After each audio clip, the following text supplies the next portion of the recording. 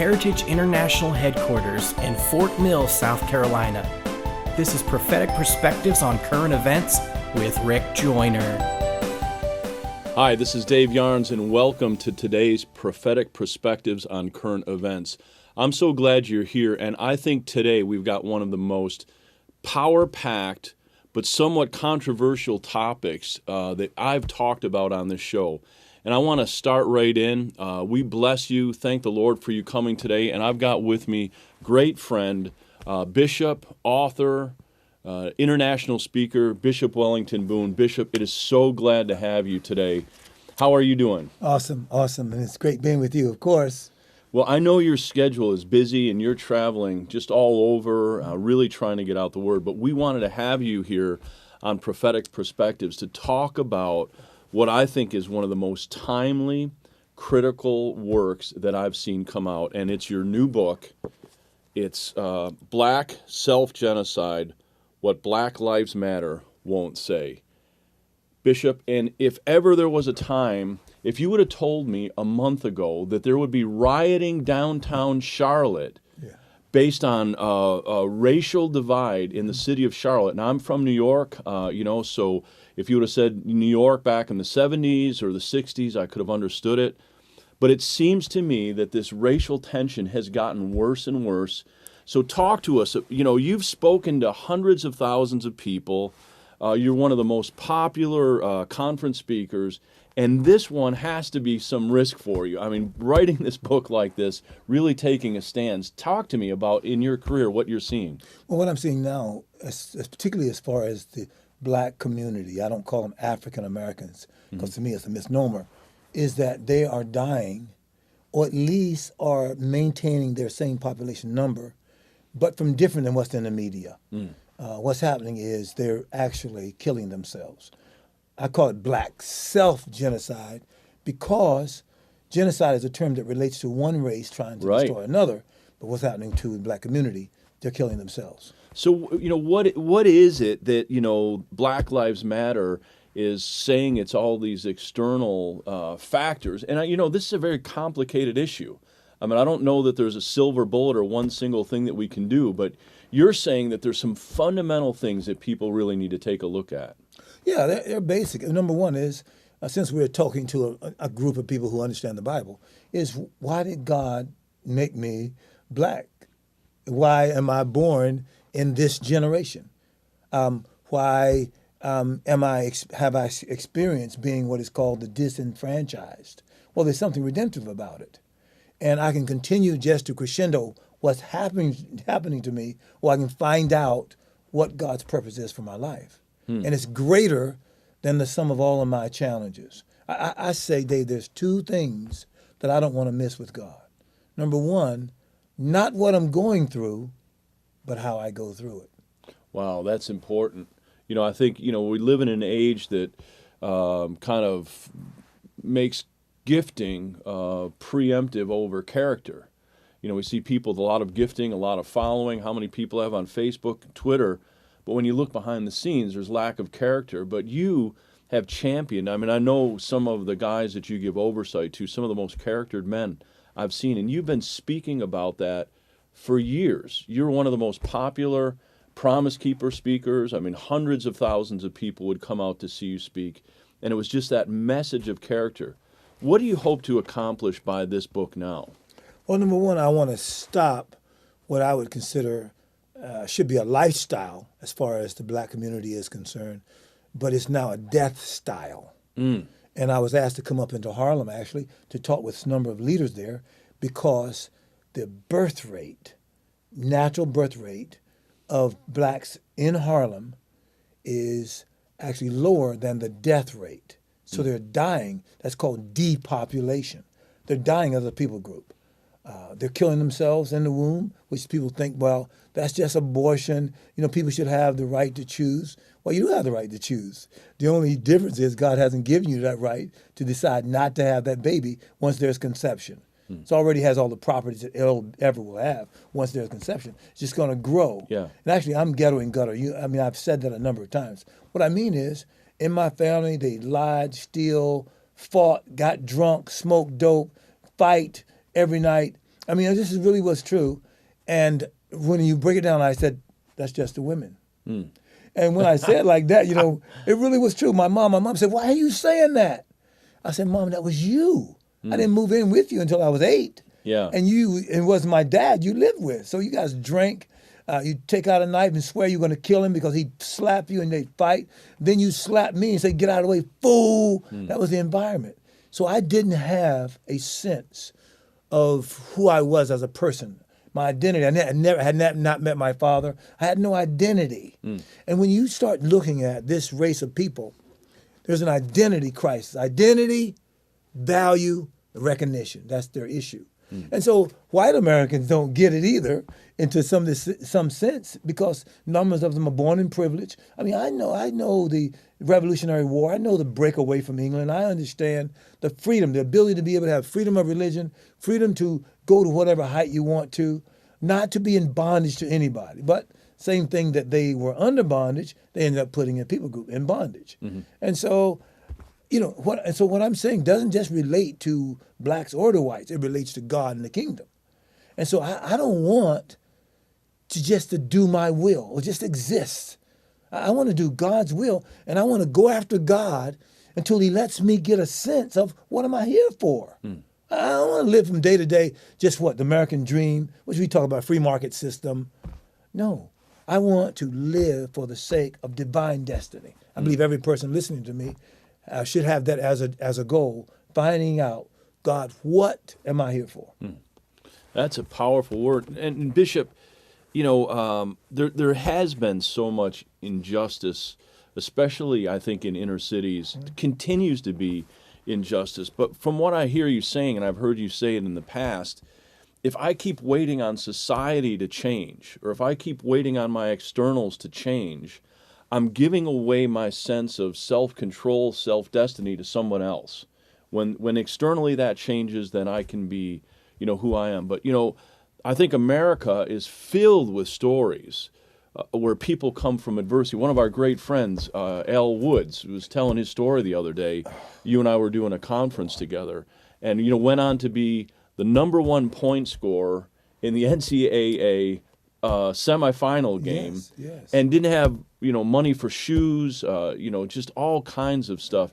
So there is a way, but, you know, what is it that Black Lives Matter is saying that's different from what you're bringing up? Well, what they don't like is disenfranchisement. They don't like not being honored, respected, and then the aggression towards in their case, they're talking about the policemen, but it's all white America because you have issues with, historical issues like redlining. Dave, if you go to the Library of Congress right now and you look up lynching, you'll find in that documentation in the Library of Congress is 5,000 lynchings. Almost 4,000 of them were white to black. Not one perpetrator was ever indicted. And then just a few years ago, the Senate just passed anti-lynching legislation. So it's that kind of stuff. Look, 100 years after emancipation, we needed a Voting Rights Act and a Civil Rights Act. Now, that's real stuff. So they're mad at that. I'm not saying those things aren't historically correct, but I'm not a prisoner to it. Yeah. I'm saying that I can find out in this free market system how to economically achieve. I can understand the principles of discipline, savings, accumulation, planning, forecasting, projecting. I can economically go higher if I understand how the market works, if that's the issue. I don't think the issue is money. I think it's greater than that. I think the issue is value, identity, value, and recognition. Well, and I know you have had some success stories in your life where you have worked with hundreds and hundreds of young men and young women, and you've seen lives change. So what you're talking isn't just theory. You've seen it in practicality. Now, I want to take a moment. We're going to take a break, but we're going to come back, and we're going to ask Bishop, what are the things that he's seeing right now that will cause radical change in this community far beyond anything that we have thought about? Hold on. We'll be right back with that powerful interview with Bishop as we continue. Hello, I'm Rick Joyner. I'm here with David Valier our worship leader here at MorningStar, and we wanted to talk to you about the worship collective that's coming up this March 2nd through 4th. Yeah. And March 4th is a crucial prophetic day. Oh, that's awesome. March Didn't think 4th. about that. Like, that's what we're going to do here. If you want to go forward, you want to be here on March 4th, but man, we got an incredible lineup for this thing. We really do. Jason Upton, which, we love that guy. He's amazing. Every time he's come here, it's just been an amazing time. We've got Sean Foyt, who is, he's the head of Burn 24/7. So that's a worship movement that is just going all around the world. And he's a Bethel music artist. We've got Stephen Roach, who is just the most amazing musician. He's a part of Songs of Water. He's one of my favorites. And it's going to be incredible. We've got, of course, Susie Uriah and Sarah McMillan. It's going to be awesome. I mean, we've got just such a great lineup. Kalani, and we really can't wait to have you guys here with us. Yeah, and these worship collectives, I mean, they have been powerful. Yeah, they really have. We have really, something is kicking off. You see it just going level to level during these things. But we're going to be covering prayer, spontaneous worship, all kinds of things. Yeah. We're going to be doing it, not just talking. Oh about yeah, it. We're gonna have teachings on it, and then we're gonna do it, Yeah. and really just show how you can do this in your community at home. It's gonna be awesome. So come and join us March 2nd through 4th. You want to be there. Yes. I'm going to be there. I want to see you there. We are going to go to heaven together. Yes. Well, we're back here with Bishop Boone and talking about an incredible topic. We've seen rioting around the country. We've seen, Bishop, if you would have asked me, would I see this kind of escalation of racial tension, I would have said there's no way. And Bishop's new book, I think it's going to be a bestseller. It's already on its way, but absolutely stirring the pot. There's a lot of controversy, but I think he's right on. Black self-genocide, what Black Lives Matter won't say. And we're going right back into it. Now, Bishop, you had talked to me about being intellectually honest and talking about white enfranchisers. You would use that phrase. Talk to me about that. We're the product of some good things that happened. For example, there's a man named Julius Rosenwald who paid for half of the high schools built for blacks after emancipation, was paid for by one man. This man happened to be the president of Sears and Roebuck. Wow. Of all people. Yeah. See? And he was Jewish, too, by the way. And this man saw the potential. And the American Missionary Association, actually, from the North, sent 2,000 teachers down to the South. And blacks in slavery were 99% illiterate. Within 35 years, they became 70 to 80% literate, which is a higher literacy rate back then, 100 years ago, than blacks have getting out of high school today. Now, that was white people doing it. So you can't just on the one hand say, well, all whites, just because you're having some issues that were shown where the blacks were disenfranchised, you can't say, if I'm honest, that's always been the case, Right. and that includes everybody. Right. It's not. So I'm not being a Negro or something. By talking about this, I'm being historically and intellectually honest because I want to show. Like, for example, the American Missionary Association founded more than 500 schools and colleges for the freedom of the South during and after the Civil War, spending more money for that purpose than the Freedmen's Bureau of the federal government. These schools included Howard, Berea College, Hampton, Atlanta University, Fisk. Numbers of schools. These were white people starting black colleges. Come on. So it wasn't always bootstraps, and it wasn't always what we hear them saying. So I just don't agree that we have to try to manipulate or be so over on one side of it that we include everybody in on that side. And now talk to me about the fuel behind it, because when I was here during the rioting or the protests in Charlotte, it seemed like it was a powder keg of just emotional fuel. So what is it that people are feeling, and how does some of what we saw, agitators flew into the city to kind of stir that pot emotionally and pull people out that were normally peaceful, law-abiding, and pull them into almost like a frenzy. What goes on in that? Well, first of all, there's an emerging new generation, which we call them the millennials, that are products of the X generation, that were the products of the baby boomers. And you think about it, right from the X generation, there was an identity crisis right there by the name itself. the millennials don't seem to have a historical continuity. They don't study. I mean, that seems like an oversimplification. But if you don't know where you've come from in a real way, you don't know where you're going. Right. And so when you ask from your parents and your forefathers, some of them they may know about Martin Luther King, but when Jesse Jackson and Sharpton tried to come down in some of these places, these hot spots, those millennials said, look, we don't need you, we'll fight it ourselves. The issue was they're trying to fight something without a context. And so they weren't radical. You can't be too radical for the young generation. They just got to know, if you're going to be a revolutionary, what do you want us to revolve around? And I think it really speaks to just a general vacuum of true leadership, doesn't it? Yes. I mean, You know, what is it? Mark Nuttall said it in one of our meetings with us. It's kind of the 80-20 rule. But it was like that, when Jesus appeared after his resurrection. He appeared to 500 disciples, though, only disciples. And he said, go wait until you're endued with power. I mean, I'm giving you a vision for global influence, but you need power to do this thing. So you know what? In the upper room 10 days later, only 120 of them out of the 500 were there. Almost that number, 80-20, a little more than that. But it looks like you might be a Christian, you might be black, and you might have been disenfranchised. But are you a leader? What are the principles, the core values you stand for that are fixed, uniform, and universal? I mean, that doesn't just apply to your race, but apply to all people. And that if someone were to be a disciple of yours, what would you make them into? Where would they go? What are your non-negotiables? I mean, let me ask you this. Do you even have a coat of arms in terms of what you stand for, your standards?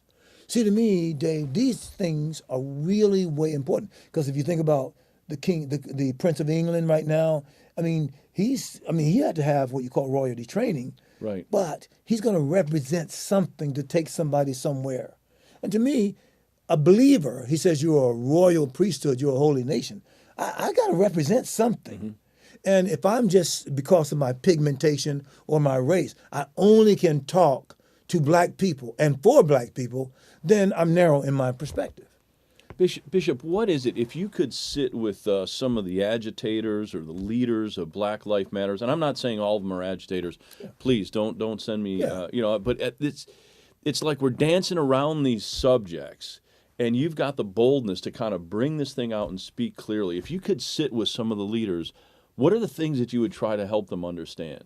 Well, I would ask them the same questions that I asked a U.S. Senator, a gentleman that had lost an election in a certain state, and he said some retrograde, some critical remarks about black people, and lost by the margin of those people he criticized.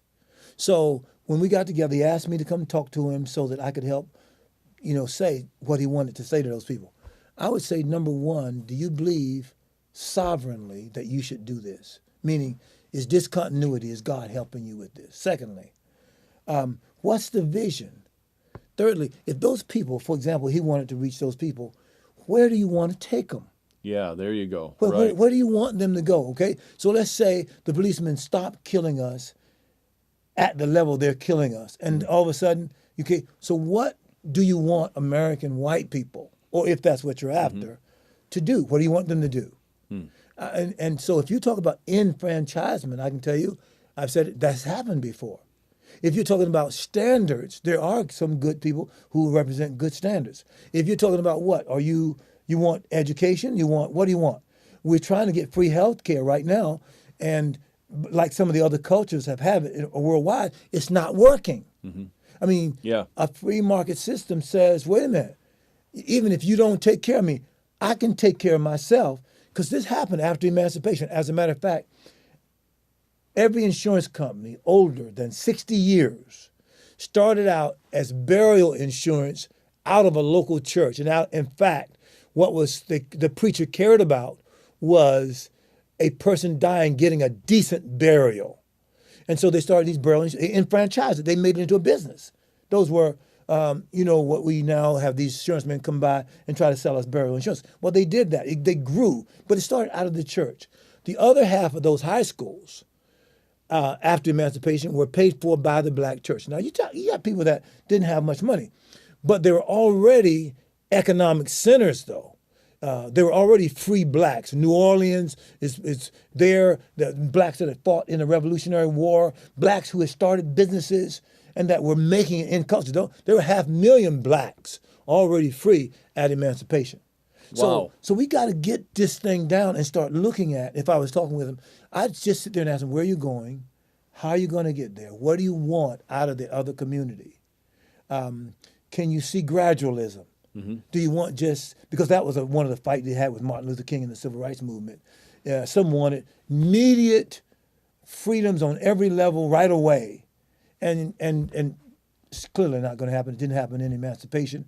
It didn't even happen when the 1877 compromise occurred, when the Northern troops were taken out of the South. There had to be gradualism. Yeah, We had to yeah, understand yeah. where we're going. The other thing is we had to know how to unify and together, and to see how can we partner together to be able to make something happen. Can we change inner city ghettos?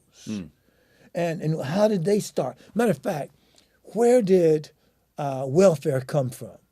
How did entitlements begin? See, we got to go back and look at some of those things and to see how can we improve in certain cultures and how can we do it together. And I think that's how I have to start. We can't just be mad at each other, want to fight, curse each other out. And that. No, let's talk about it. Yeah, because I feel like what's happening is, in a lack of leadership, we're getting this divide. Now, honestly, we've got to look at this thing from all angles, in my opinion. And there are injustices, absolutely. You know, I had a missionary from Mexico that worked with me in my church, and I said, what do you think of the city? You know, it was in New York, a small town. And he said, this is one of the most racist cities I've ever lived in. I'm not going to name the name of it, but I thought, what do you mean? I'm a white, upper middle class person.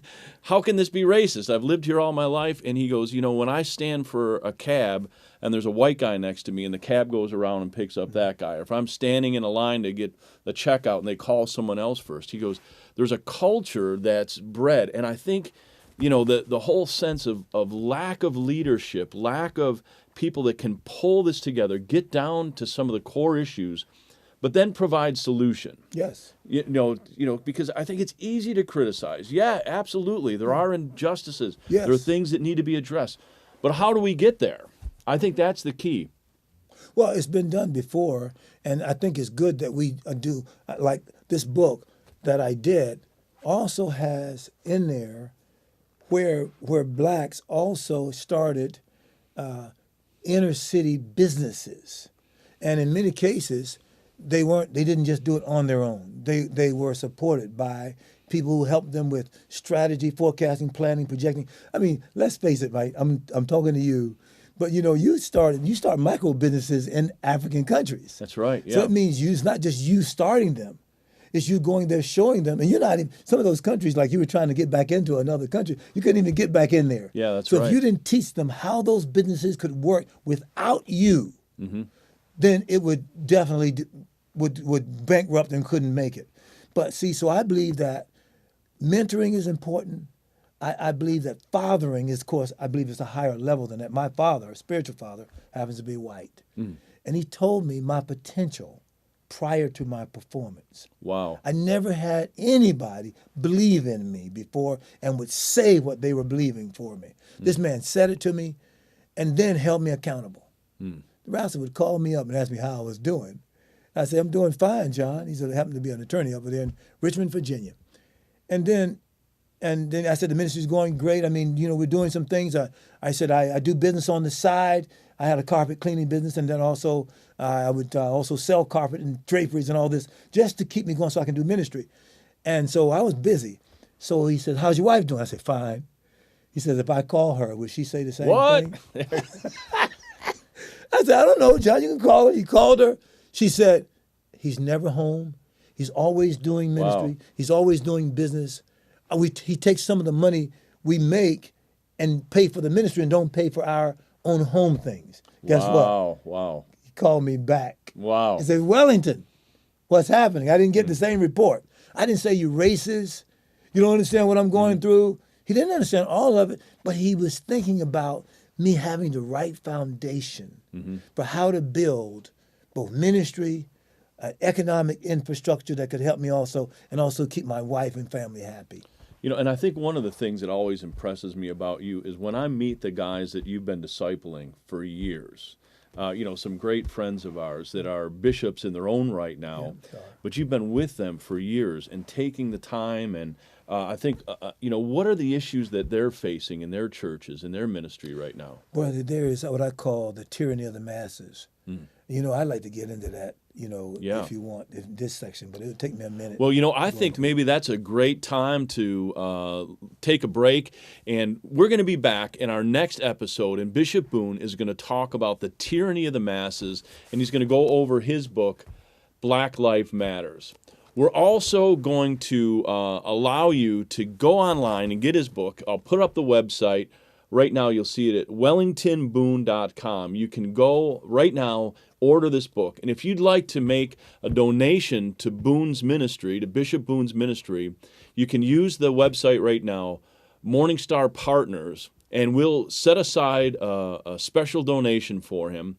And what we'll do is the money that comes in as a donation will help him to take these books and to get them in the hands of people that really need to read them. Help, really, we need your help. We'd love to have you come, be a part of this, get this incredible word out there. So you don't want to miss this next session. We're going to dive into it. Incredible speaker, an incredible topic. We'll see you next time on Prophetic Perspectives on Current Events.